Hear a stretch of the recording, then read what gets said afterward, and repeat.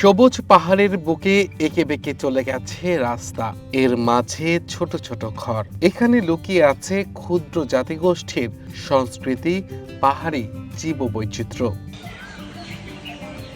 সীমান্তবর্তী জেলা শেরপুরে গারো, কোচ, হাজং, বানাই, ডালুসহ ১৬টি ক্ষুদ্র নৃগোষ্ঠীর বসবাস, যারা এই পাহাড়কে ঘিরে নিজেদের জীবন অতিবাহিত করছেন।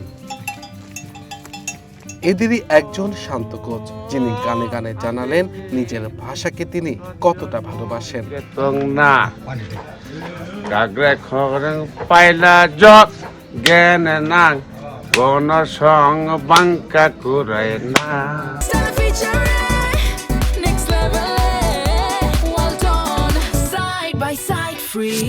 শেরপুরের আরেকটি নৃগোষ্ঠী হাজং। নিজস্ব কোনো বর্ণমালা না থাকায় হাজং ভাষাতে কথা বলার চর্চা কম। এখনকার শিশুরাও আর শিখছে না নিজেদের মাতৃভাষা।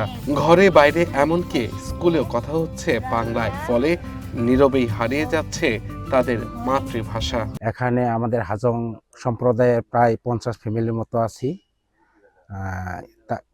এর মধ্যে আমাদের ভাষা, সংস্কৃতি, আপনার যে কি এগুলো সব বিলুপ্তের পথে। বর্তমানে নেই কোনো শিক্ষা প্রতিষ্ঠান, নেই কোনো যে ভাষা চর্চা, এগুলি নাই।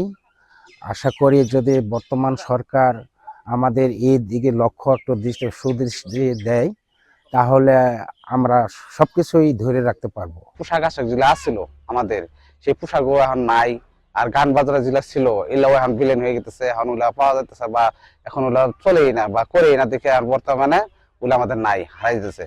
আমাদের ভাষাটা আগে অনেক সাংস্কৃতিক ছিল না, এখন আমাদের ভাষাটা আস্তে আস্তে আর কি কমে যাচ্ছে। স্বাধীনতার পর ২০১৮ সালে শিক্ষা মন্ত্রণালয় ৫টি ভাষায় বই প্রণয়ন, গবেষণা ও ভাষা নথিভুক্তকরণের পদক্ষেপ নেয়। কিন্তু বইয়ের স্বল্পতা, প্রশিক্ষিত শিক্ষকের অভাব এবং কাঠামোগত সীমাবদ্ধতার কারণে উদ্যোগটি কাঙ্ক্ষিত সাফল্য অর্জন করতে পারেনি। আমাদের হাজং ভাষার যে একটা প্রতিষ্ঠান বা শিক্ষক, এরকম কোনো ব্যবস্থা নাই। আমি আশা করব যে আমাদের যে বর্তমান সরকার যিনি আসছেন, আমাদের শিক্ষা প্রতিষ্ঠান এবং শিক্ষক, তারপর আমাদের ধর্ম বিষয়গুলো একটু ব্যাপার স্যাপার আছে, আমাদের যেহেতু সনাতন ধর্মাবলম্বিত। কোচ ভাষায় কোনো বই পুস্তক নাই এবং স্কুল কলেজ নাই। ছোট ছোট বাচ্চারা স্কুলে যায়, বাংলায় পড়ে। আমাদের নিজেদের কোচ জাতিরা নিজের মাতৃভাষায় কথা বলতে চায় না, তারা স্কুল কলেজে বাংলায় কথা বলে। আর যারা স্কুল কলেজ করে না, তারাও দোকানপাটে করে বাংলা ভাষায় কথা বলে। ক্ষুদ্র নৃগোষ্ঠীর নেতারা জানান, আন্তর্জাতিক মাতৃভাষা দিবসের চেতনাই হলো কোনো জনগোষ্ঠীর ভাষা হারিয়ে যেতে দেওয়া যাবে না। আর মাতৃভাষা, সংস্কৃতি ও ঐতিহ্য টিকিয়ে রাখতে প্রয়োজন সরকারি সহযোগিতা। হাজং ভাষার কিন্তু নিজস্ব পাঠ্যপুস্তক নেই এবং তাদের বর্ণমালাটাও নেই। যদিও সরকারের পৃষ্ঠপোষকতায় শেরপুর জেলার গারো জনগোষ্ঠীদের জন্য একটি হলো পাঠ্যপুস্তক প্রণয়ন করা হয়েছে, কিন্তু শিক্ষক সংকটের কারণে এবং বাধ্যতামূলক স্কুলে পাঠ্যপুস্তক না পড়ানোর কারণে তাদের ভাষার চর্চাটাও হচ্ছে না। এই যে একটা হলো ভাষার আমরা কথাটা বললাম, পাশাপাশি রয়ে গেছে কি যে তাদের সংস্কৃতিকে ধরে রাখবার জন্য সরকারের সরাসরি পৃষ্ঠপোষকতা দরকার। সরকারের সংস্কৃতিকে লালন করবার জন্য প্রণোদনা এবং কালচারাল একাডেমি দুই দরকার। জেলা প্রশাসক জানান, পাহাড়ি উপজেলাগুলোতে আদিবাসী শিক্ষার্থীদের জন্য তাদের ভাষায় পারদর্শী শিক্ষক নিয়োগের ব্যাপারে ঊর্ধ্বতন কর্তৃপক্ষকে জানানো হয়েছে।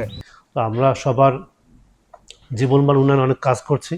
জেলা প্রশাসন, উপজেলা প্রশাসন থেকে বিভিন্ন সব প্রকল্প নেওয়া হচ্ছে, তাদের এলাকায় রাস্তাঘাট উন্নয়নের কাজ করছে এবং বিশেষ করে যারা বাচ্চারা কেউ যেন প্রাথমিক শিক্ষা থেকে বঞ্চিত না হয়, সেই জন্য তাদের শিক্ষার দিকটা আমরা গুরুত্ব দিচ্ছি এবং বিভিন্ন সময় প্রশিক্ষণের ব্যবস্থা করছি এবং প্রত্যেক বছরই আমরা তাদেরকে বাচ্চাদের সাইকেল দেওয়ার ব্যবস্থা করছি, স্কুল ব্যাগ দেওয়ার ব্যবস্থা করছি এবং কর্মসংস্থানের ব্যবস্থা করছি। ইতিমধ্যে আমাদের শ্রীবর্দী উপজেলায় কিছু কর্মসংস্থানের উদ্যোগ নেওয়া হয়েছে। বেসরকারি সংস্থা আইইডির তথ্য বলছে, বর্তমানে শেরপুরে প্রায় ৬২,০০০ ক্ষুদ্র নৃগোষ্ঠীর মানুষ রয়েছেন। Abdul Al Mamun, one national desk.